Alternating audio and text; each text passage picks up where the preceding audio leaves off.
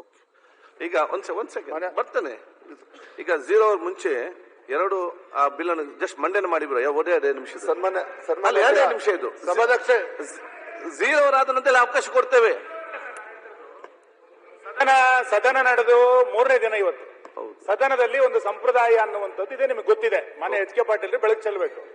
ಸದನ ನಡೀತಾ ಇರುವಂತಹ ಸಂದರ್ಭದಲ್ಲಿ ಸಚಿವ ಸಂಪುಟದ ಯಾವುದೇ ಸದಸ್ಯರು, ಮುಖ್ಯಮಂತ್ರಿಗಳು ಸರ್ಕಾರದ ಹೊಸ ಘೋಷಣೆಗಳನ್ನ, ಹೊಸ ಅನುದಾನಗಳನ್ನ ಹೊರಗೆ ಯಾವುದೋ ಸಭೆಗಳಲ್ಲಿ ಮಾಡ್ಲಿಕ್ಕಿಲ್ಲ ಅಂತ ನಮ್ಮ ಸಂಪ್ರದಾಯಗಳು ಹೇಳುತ್ತೆ. ಇದನ್ನ ಸದನದ ಪಾವಿತ್ರತೆ ಅಂತೇಳಿ ನಾವೆಲ್ಲರೂ ಕೂಡ ಅನುಸರಿಸಿಕೊಂಡು ಬಂದಿರುವಂತ ಸಿಸ್ಟಮ್ ಇದು.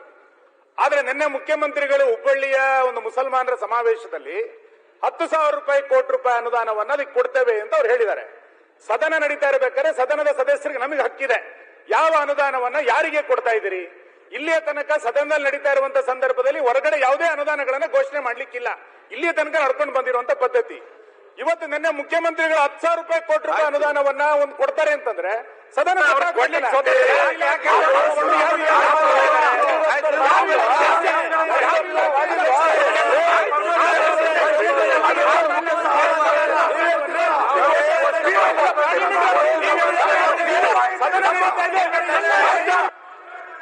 ಅಧ್ಯಕ್ಷರೇ,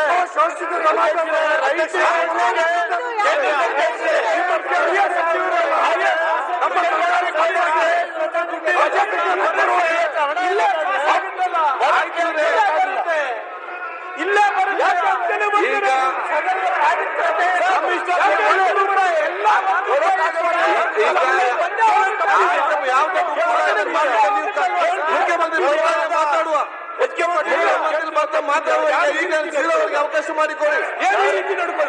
ಈಗ ಅವಕಾಶ ಆಯ್ತು. ಮುಖ್ಯಮಂತ್ರಿ ಕೂತ್ಕೊಳ್ಳಿ, ನೀವು ಕೂತ್ಕೊಳ್ಳಿ.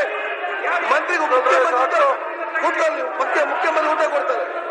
ಮುಖ್ಯಮಂತ್ರಿ ಊಟ ಕೊಡ್ತಾರೆ, ನೀವು ಕೂತ್ಕೊಳ್ಳಿ. ಕೊಡ್ಲಿಕ್ಕೆ ಅವಕಾಶ ಇದೆ, ಯಾಕೆ ಕೊಡಬಾರ್ದು? ಸರ್ಕಾರದ ಪ್ರತಿಯೊಂದು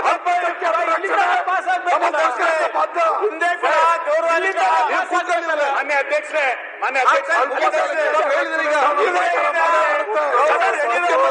ಸರ್ ಹಂಗಾಗಲ್ಲ ಸರ್. ಸದನ ನಡೀತಾ ಇರಬೇಕಾದ್ರೆ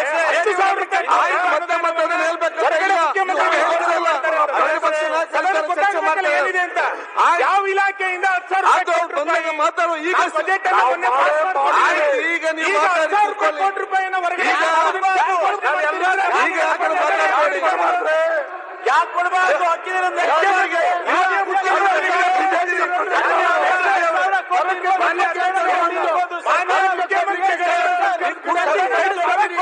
ಹಾಳು ಮಾಡಿದ್ದಾರೆ.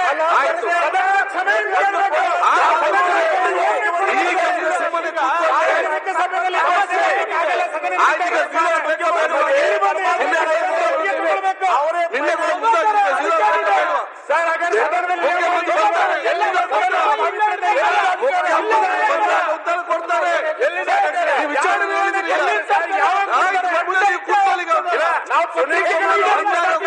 ಈಗ ನೀವು ಸುಮ್ಮನೆ ಕೂತ್ಕೊಳ್ಳಿ. ಈಗ ಮಾನ್ಯ ಮುಖ್ಯಮಂತ್ರಿ ಆಯ್ತು, ಬಿಲ್ಲನ್ನು ಮನೆ ಮಾಡಿ. ಹೌದು ನೋಡಿ ಸನ್ಮಾನ್ಯ ಅಧ್ಯಕ್ಷರೇ, ಈಗ ಬಿಲ್ಲನ್ನು ತೆಗೆದು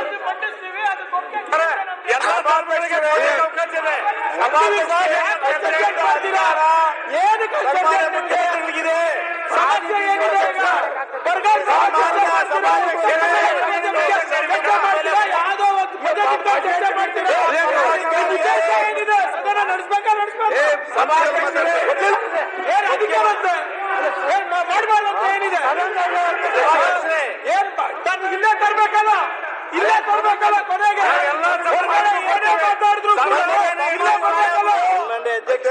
ಬಜೆಟ್ ಒಪ್ಪಿಗೆ ಇಲ್ಲೇ ತಗೋಬೇಕಲ್ಲ ನಾವು.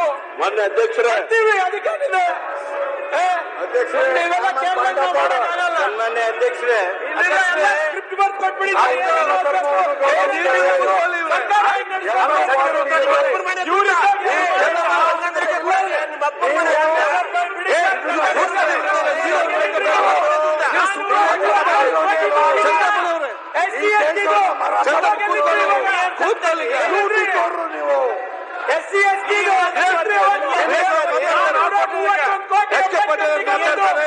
ತಾಂಡಾಭಿವೃದ್ಧಿ ನಿಗಮದ್ದು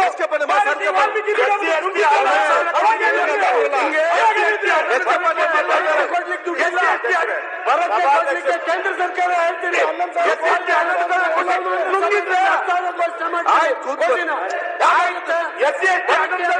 ರೈತರಿಗೆ ಕೊಡ್ಲಿಕ್ಕೆ ಕೇಂದ್ರ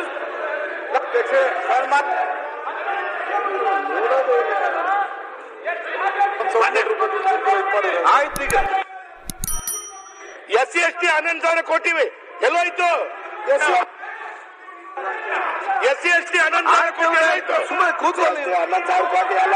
ಎಸ್ ಕೆ ಪಾಟೀಲ್ ಮಾತಾಡ್ತಾರೆ.